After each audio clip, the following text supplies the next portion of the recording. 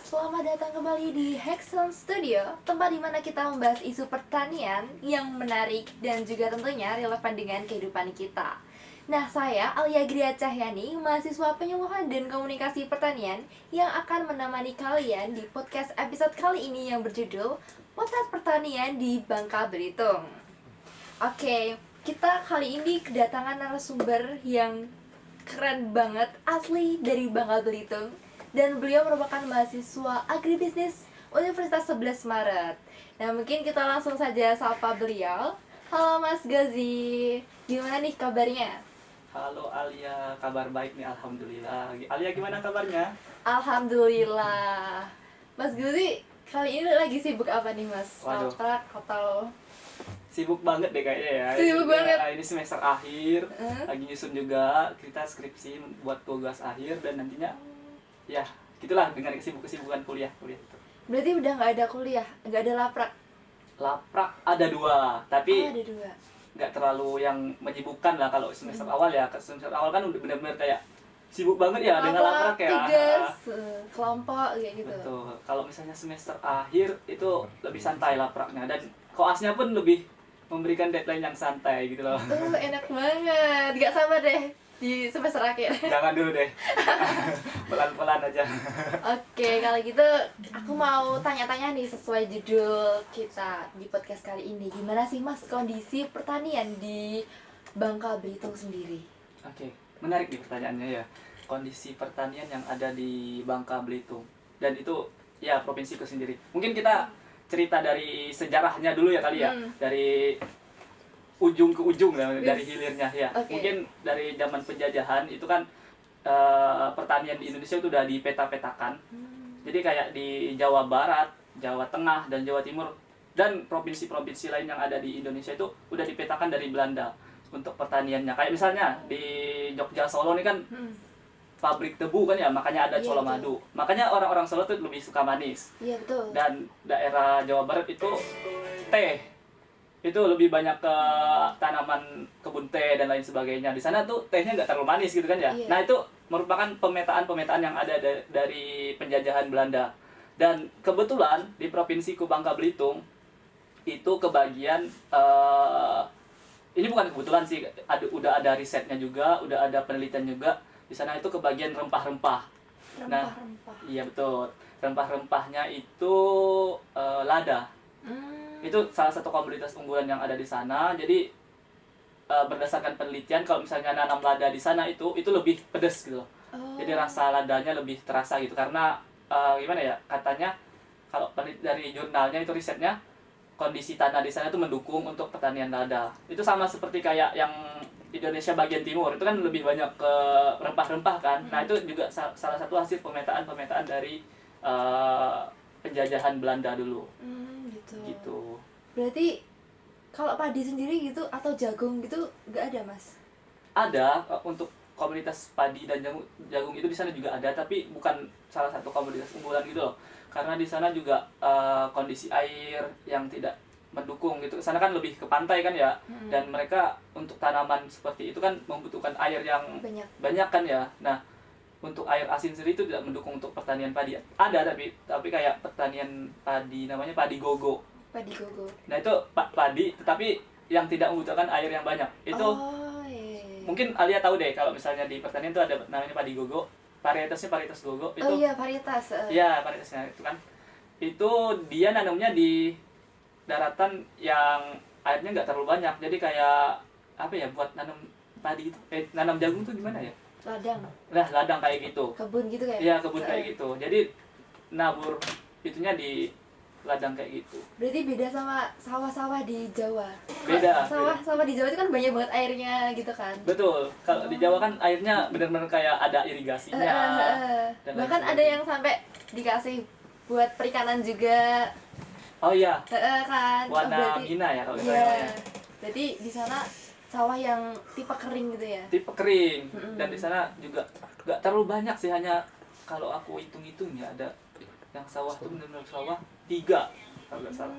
Dan itu pun yang mengolah bahkan bukan orang asli sana, bukan pribumi sana. Misalnya pribumi sana kan orang-orang Melayu kan ya. Iya. Nah, yang mengelola tuh ada pendatang transmigran dan orang-orang Jawa di sana.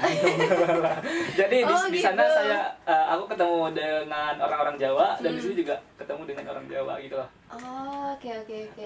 Tapi yang lada tadi asli dari orang-orang Melayu kan? Petani-petaninya atau orang Jawa juga? Nah, kalau misalnya yang lada itu benar-benar orang-orang pribumi sana, orang-orang Melayu yang mengelola untuk pertanian ladanya. Jadi kalau misalnya asal muasalnya mungkin bukan dari mereka, dari penjajahan tadi itu tadi orang-orang Belanda. Tapi kalau misalnya yang mengelola emang benar-benar orang-orang pribumi. Wow. Gitu. Ternyata ada sejarahnya ya sampai ke Belanda seru nih. Tapi kan di Pulau Bangka itu kan terkenal dengan tambang ya, Mas. Tambang timah, betul. Itu gimana? Emang bisa Mas dibuat pertanian lada, rempah-rempah gitu? Nah, salah satu tantangan dari pertanian yang ada di sana juga itu pertambangan. Tapi untuk pertaniannya sendiri kan memang benar-benar di lahan yang asli ya, bukan lahan tambang gitu. Jadi masih ada lahan asli yang untuk pertanian lada itu, tapi ada juga lahan tambang yang dijadikan tambang. Nah, tantangan terbesarnya karena tambang itu ya, mereka kan untuk pertambangan itu membolak-balikan tanah kan. Jadi untuk mineral timah itu kan, untuk mencari mineral timah itu mereka perlu menggali tanah, terus dibolak-balikan, diambil. Mungkin Alia pernah lihat di TikTok orang cari emas gitu. Yang digini-giniin pakai air. Nah, kayak gitu. Ini skalanya besar, kayak PT Freeport kayak gitu. Okay. Jadi di sana ada namanya PT Timah, PT Timah Tbk, BUMN juga. Nah, itu membolak-balikan tanah dan itu yang membuat kesuburan tanah menjadi berkurang. Nah, jadi untuk tantangan terbesar pertanian yang ada di Bangka Belitung itu sebenarnya timah. Tapi juga timah ada lahannya sendiri kok, nggak sama dengan lahan pertaniannya. Lebih banyak mana Mas antara pertambangan dan pertanian? Sepertinya pertambangan ya. Pertambangan? Iya, soalnya kan di sana juga kondisi tanah untuk nggak seluruh tanaman bisa subur kayak di Jawa kan ya. Di sana kan nggak ada gunung berapi kayak di sini kan. Jadi kan gitu. kalau misalnya ada gunung berapi kan lebih subur gitu tanahnya. Kalau di sana kan nggak ada. Dan itu membuat kondisi tanah yang ada di Bangka Belitung tidak sesubur tanah yang ada di Jawa gitu. Jadi hanya komoditas-komoditas pilihan seperti yang sudah dipetakan dari zaman penjajahan itu tadi, itu yang bisa tumbuh. Oh gitu.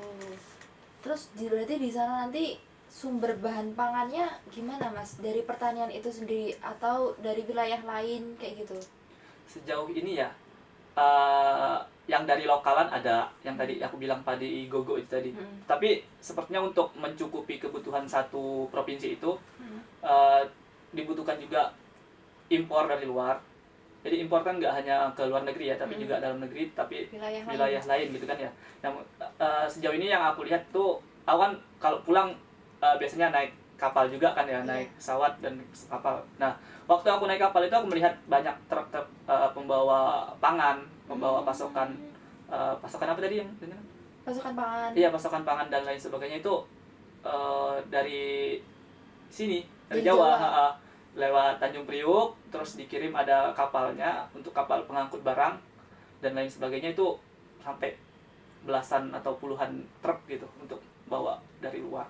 Wow, ternyata gitu. Tapi itu bahan pangannya padi atau kayak singkong, ubi kayak gitu?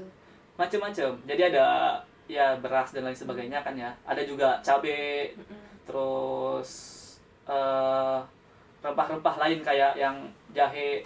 Iya, buat bumbu-bumbu dapur itu. Itu juga dari luar. Dan mungkin uniknya Indonesia itu deh kayaknya ya.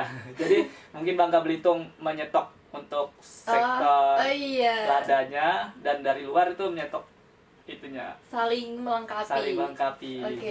Uniknya Indonesia itu kayaknya. Oke. Terus itu buat petani-petaninya sendiri itu kebanyakan petani yang udah sepuh-sepuh gitu atau petani-petani milenial atau bahkan udah banyak petani muda di sana gitu Mas? Oke. Ini terakhir, kemarin aku barusan pulang dan melihat kondisi lingkungan yang ada di sekitar kondisi petani. Ini berdasarkan pengalaman empiris aku ya. Jadi di sana tuh aku kemarin main ke kelompok taninya, dan benar emang seperti yang ada di Jawa ini, kondisinya lebih banyak petani-petani yang udah sepuh-sepuh gitu. Oh gitu. Usianya udah rentan-rentan mau bapak-bapak kayak gitu, dan jarang banget kayak kita anak-anak muda itu yang turun ke dunia pertanian. Jadi diisinya ya lebih dari 50% kayaknya yang bapak-bapak itu deh, yang udah tua-tua. Seperti itu. Oke, terus kalau di sana sendiri itu berarti kebanyakan para petambang-petambang, bukan para pekerja di sektor pertanian. Petambangnya ada, Petambangnya sektornya sendiri, dan petambangnya kan biasanya untuk sektor pertambangan itu kan nggak asal orang kan ya, mereka kan dari perusahaan BUMN juga, rekrutnya tidak hanya dari orang pribumi tetapi juga ada yang dari luar, karena kan untuk mengoperasikan mesin-mesin itu kan dibutuhkan tenaga-tenaga ahli kan ya. Nah, untuk yang tambang mungkin ada sektornya sendiri, tapi juga untuk sektor pertanian itu ada sendiri, dan itu didominasi dari orang-orang sekitar. Betul. Oke. Terus nih Mas, pertanyaan yang terakhir. Aku kan lihat pengalaman-pengalaman Mas Gozi itu kan Iya. di business plan pembicara gitu ya. Ya, Nah itu jangan gitu dong. nggak apa-apa, kan biar menggugah. Wah keren banget gitu. Oke. Itu kalau Mas lihat di Bangka Belitung sendiri, peluang business plan di bidang pertanian itu apa Mas? Oke, yang aku lihat kemarin karena aku juga turun ke lapang kan, melihat kondisi lapang itu, aku bisa bilang kayak sociopreneur itu sangat-sangat berpotensi iya. banget. Sama seperti di Jawa itu, orang-orang Indonesia tuh kayaknya senang berkumpul deh, berkelompok, dan mereka tuh kayak bercerita, tidak sama dengan orang-orang yang ada di Eropa sana kan, orang-orang Barat kan tuh individualis, Individu banget, individualistik banget kan ya. Kalau di Indonesia tuh mereka senang berkelompok dan lain Iya. sebagainya. Nah, itu salah satu potensi yang ada di Indonesia yang membuat sociopreneur itu bisa berkembang. Jadi sociopreneur itu seperti bisnis, tetapi juga berbasis dengan lingkungan sosial. Nah, lingkungan sosial yang mendukung ini salah satu potensi untuk sociopreneur itu bisa berkembang. Jadi karena mereka berkumpul, mereka bisa berkelompok, seperti koperasi. Jadi konsep koperasi itu kan bersama gimana ya, untuk anggota dan intinya gitulah, Bermasyarakat juga. bermasyarakat dan sebagainya. Nah, jadi sociopreneur itu mendukung adanya kelompok-kelompok tani itu. Berarti beda kayak yang entrepreneur. Kalau entrepreneur kan berfokus ke peluangnya gitu. Tapi kalau yang sociopreneur juga selain keuntungan tapi juga ke masyarakat. Masyarakatnya. Oke. Jadi menarik banget ya. adanya sociopreneur itu tidak hanya mereka juga menguntungkan profit ya, berbasisnya profit, tapi juga berbasis sosial ya gitu. Wow, keren juga ya. Ternyata di Pulau Bangka Belitung yang terkenal luas dengan tambang, ternyata masih ada kehidupan pertanian, tanah-tanah subur di sana. Oke, keren banget sih. Oke, Mas Gozi, mungkin itu dulu pembahasan kita kali ini. Mungkin ada pesan yang ingin disampaikan buat teman-teman di Bangka, teman-teman muda di luar daerah atau di daerah seluruh Indonesia buat meningkatkan pertanian di wilayah mereka masing-masing gitu, gimana caranya Mas? Oke. Pesan ya berarti ya Pesan. buat anak-anak muda Iya. ya. Mungkin jangan malu untuk turun ke dunia pertanian. Mungkin Alia malu nggak kalau turun ke dunia? Oh enggak dong, kan mahasiswa penyuluhan. Oke. Kalau kita masih mahasiswa ya, kita Iya. masih idealisnya ya. Aduh. Tapi benar kok, pertanian tuh nggak yang seperti dibayangkan orang-orang banyak gitu kan, kotor, terus turun-turun ke sawah, Panas-panas. panas-panasan. Tapi ada juga pertanian-pertanian yang lebih modern gitu. Betul, betul. Sama seperti yang ini kita berdua spill di sini gak apa-apa ya. Boleh? Ada Boleh? apa namanya? Kita lagi mengembangkan Slow farming. sama Alia juga berbasis kumbung jamur, berbasis IoT. Jadi kita nggak perlu lagi turun ke lapangan, Betul. tapi juga bisa memantau langsung dari HP. Jadi pertanian itu bukan hanya yang kotor-kotor, tapi juga yang modern. Iya. Seperti itu. Betul banget teman-teman. Oke, mungkin teman-teman bisa tertarik di bidang pertanian, mengembangkan wilayah pertanian di wilayah kalian masing-masing. Boleh banget, karena pertanian sekarang itu sudah berkembang, tercampur dengan teknologi. Pokoknya keren banget sih. Kita bangga menjadi mahasiswa pertanian. Oke, bangga. Oke, mungkin itu saja Mas Gozi. Terima kasih banyak buat podcast kali ini, dan buat teman-teman di rumah, pokoknya yang kalian dengerin ini tuh semoga harapannya bisa kalian resapi dalam-dalam, kalian terapkan di kehidupan kalian, terutama di bidang pertanian. Oke, gitu saja. Mungkin sampai jumpa di podcast selanjutnya. Jangan lupa like, comment, dan share. Bye-bye.